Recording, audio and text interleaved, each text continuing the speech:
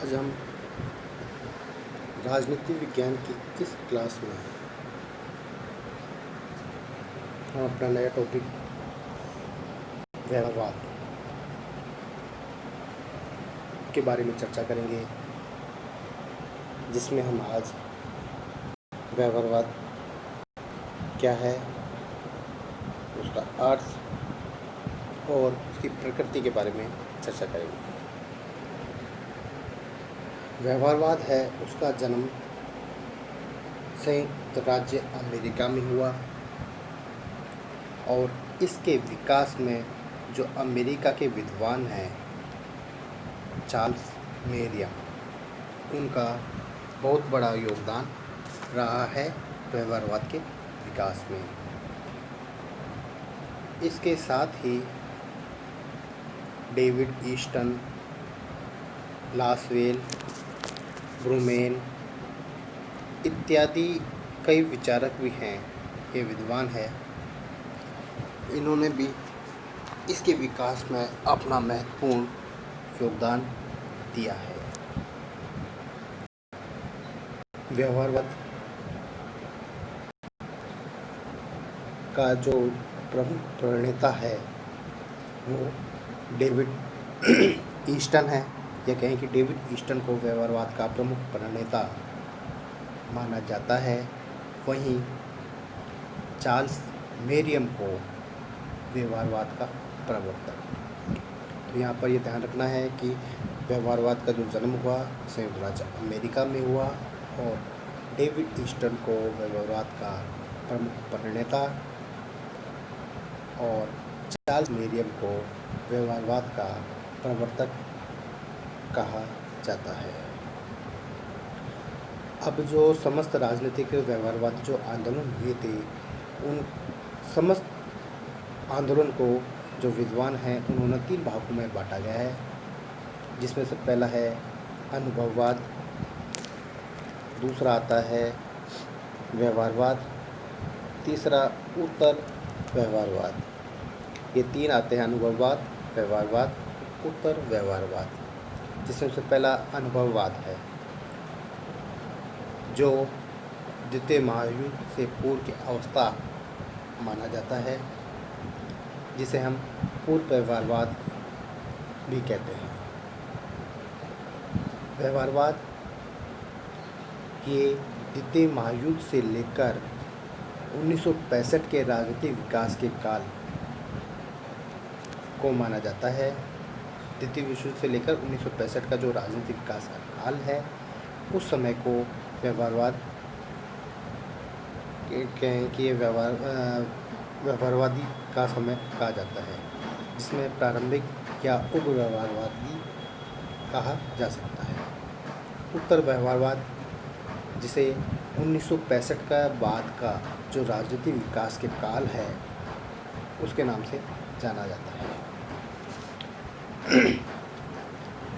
राजनीतिक शास्त्र में जो अनुभववादी परंपरावादी दृष्टिकोण है, जो उसके विकास की जो अंतिम कड़ी है, जहाँ पर परंपरावादी दृष्टिकोण ख़त्म होता है, वहीं से इसका प्रारंभ होता है या वहीं से इसका जन्म होता है व्यवहारवाद का। यह व्यवहारवाद की पहली अवस्था मानी जाती है। इसमें अनुभाविक और परिणात्मक प्रवृत्तियों का प्रयोग प्रारंभ हो गया था। कौन कौन सी प्रवृत्तियों का? अनुभाविक और परिणात्मक जो प्रवृत्तियां हैं उनका प्रयोग यहाँ से प्रारंभ होता है। जो परंपरावादी दृष्टिकोण खत्म होता है, खत्म होते ही व्यवहारवाद का जन्म होता है और यहीं से अनुभाविक और परिणात्मक प्रवृत्तियां हैं उनका प्रयोग प्रारंभ होने लग जाता है। जो राजनीतिक शास्त्री हैं अपनी रचनाओं में परिणात्मक आधार सामग्री और सांख्यिकी तालिकाओं का अधिक प्रयोग करने लग गए थे। कहने का मतलब है कि व्यवहारवाद स्टार्ट होता है, वहीं से जो विभिन्न प्रकार के विद्वान थे अपनी रचनाओं में इन प्रकार की सामग्री परिणात्मक है, सांख्यिकी तालिकाएं हैं, उनका प्रयोग करना प्रारंभ कर दिया गया था या इनके आधार पर अपना सिद्धांत के निर्माण या अपने विचार प्रस्तुत करने लगे थे। जो दूसरा विश्व युद्ध है के बाद से ही व्यवहारवाद प्रारंभ होता है। व्यवस्था, उपागम, निर्णय निर्माण सिद्धांत, संचारण, संरचनात्मक, कार्यात्मक, सैद्धांतिक नवीनताएं इत्यादि इस काल की प्रमुख देन है।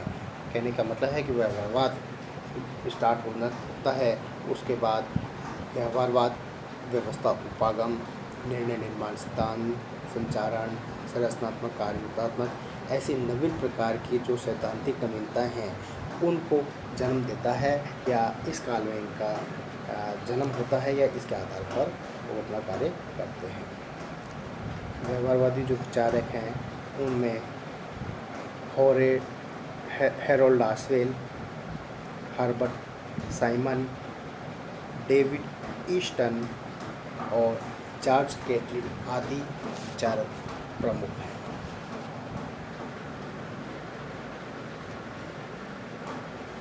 अब हम इसके अर्थ एवं प्रकृति के बारे में देखते हैं। जो व्यवहारवाद के संबंध में जो सभी विचारक हैं, इन सभी का दृष्टिकोण अलग अलग है। Robert A Dahl, David Easton, David ब्रूमेन इत्यादि ने व्यवहारवाद से संबंधित दृष्टिकोण के आधार पर जो व्यवहारवाद है उसका आशय स्पष्ट करने का प्रयास किया है। कहने का मतलब है कि जो विचारक है, वैसे तो इसके संबंध में सबके अलग अलग विचार है, लेकिन जो ये विचारक हैं रॉबर्ट डहेल, डेविड ईस्टन, इनके अनुसार जो व्यवहारवाद के संबंध में आशय स्पष्ट किया है, जिनमें पहला है डेविड ब्रूमेन। वो कहते हैं कि व्यवहारवाद का तात्पर्य दो बातों से है। व्यवहारवाद का तात्पर्य क्या है? दो बातों से बताते हैं। एक क्रमबद्ध अध्ययन और दूसरा अनुभाविक वैज्ञानिक पद्धतियों का प्रयोग। डेविड ब्रूमेन क्या कहता है व्यवहारवाद का, कि व्यवहारवाद है वहाँ से क्रमबद्ध अध्ययन प्रारंभ होता है। वो अनुभाविक वैज्ञानिक जो अच्छी वैज्ञानिक तकनीकें हैं उसका प्रयोग यहाँ से प्रारंभ होता है। अगला जो है आमंड व पावेल, उनके अनुसार राजनीतिक विज्ञान में अनुभाविक और यथार्थ के आधार पर जो अध्ययन किया जाता है वही व्यवहारवादी अध्ययन है। अनुभाविक आधार पर और यथार्थ जो वास्तव में है उसका आधार पर जो अध्ययन किया जाता है वही व्यवहारवादी अध्ययन है। डेविड ईस्टन के विचारों में व्यवहारवादी जो मनुष्य है उसको अध्ययन का केंद्र बिंदु बनाना चाहते थे, जबकि परंपरावादी संस्थाओं को अध्ययन का केंद्र बिंदु बनाए हुए थे। जैसे परंपरा में पढ़ा था हमने कि जो राज्य है, सरकार है, वहीं तक ये सीमित थे, जबकि व्यवहारवादी मनुष्य को अध्ययन का केंद्र बिंदु बनाना चाहते थे। व्यवहारवाद राजनीतिक विज्ञान को प्राकृतिक विज्ञान बनाना चाहता है और अध्ययन के लिए वैज्ञानिक पद्धतियों को अपनाने पर जोर देता है। तो जो व्यवहारवादी है वो क्या करते हैं कि इसको प्राकृतिक विज्ञान बनाना चाहते हैं और जो वैज्ञानिक पद्धतियाँ हैं उनके आधार पर अध्ययन करने की बात करते हैं। व्यवहारवाद अंत अनुशासनात्मक पद्धतियों पर बल देता है। यह बड़ी इकाइयों के स्थान पर छोटी जो इकाइयाँ हैं उन्हें उपयुक्त या अच्छा मानता है। व्यवहारवाद मूल्य निरपेक्षता पर बल देता है, मूल्य निरपेक्षता पर बल देता है। यहाँ पे ये ध्यान रखना है कि मूल्य निरपेक्षता की बात करता है। कहता है कि अपना कोई भी शोधार्थी कोई भी शोध कार्य करता है तो वो मूल्य निरपेक्ष होकर शोध कार्य करना चाहिए। कहने का मतलब है कि जो भी सिद्धांत बनाता है, निष्कर्ष निकालता है, उस पर उस व्यक्ति की या अपने विचार या उस आस्था, परंपरा आदि का किसी प्रकार से कोई प्रभाव नहीं पड़ना चाहिए। निष्कर्ष पर जो जैसा निकलता है उसे वैसा का वैसा ही करना चाहिए, उस पर अपनी बातों को, अपने विचारों को नहीं थोपना चाहिए। यही मूल्य निरपेक्ष है।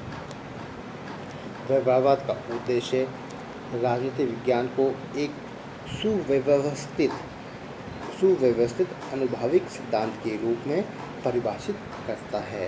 सुव्यवस्थित ही, क्योंकि व्यवहारवाद डेविड टूमैन है, वो कहता है कि क्रमबद्ध अध्ययन और अनुभाविक वैज्ञानिक पद्धतियाँ, इसके माध्यम से व्यवहारवाद है वो राजनीति का अध्ययन करता है। इसके बाद हम व्यवहारवाद की विशेषताओं के बारे में अध्ययन करेंगे नेक्स्ट क्लास में।